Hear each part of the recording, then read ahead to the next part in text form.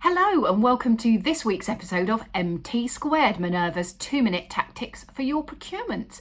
And in the week where it's been announced that the DFE are considering buying 360,000 abacuses in order to actually help with maths catch-up learning, I thought it would be remiss of me not to have an episode about numbers. And numbers when it comes to procurement, as I'm sure you would understand, are critically important. The reason I say this is because I see so many times where the information that we are provided contains inaccuracies. And unfortunately, often these inaccuracies don't get picked up until after the contract has been awarded. And then, of course, there are huge problems because the contractor has been given incorrect information. So just to give you some examples of things that I'm talking about here, pupil numbers, critically important when it comes to your catering tender, because effectively that's the number of customers that the catering contractor would have available to them.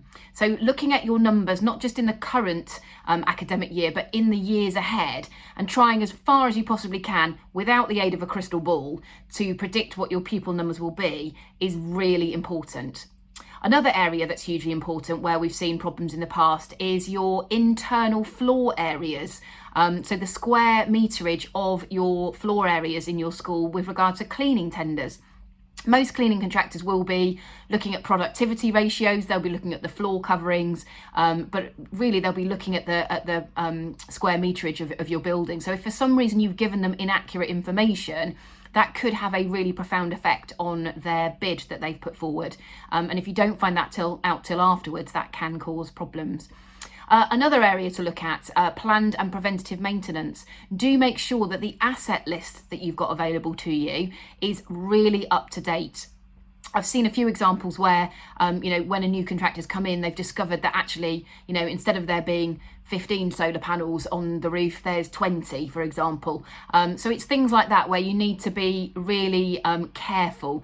So whilst I fully accept that you're incredibly busy people, I would strongly recommend that when you are issuing some tender documents, that you really go through those numbers with a fine-tooth comb and make sure they are as accurate as possible, because it will save you a lot of time and angst later on in the process if you then discover that they're not. So that's my tactic for this week. I'm off to go and find my calculator, and I'll see you next time. Till then, soldier on!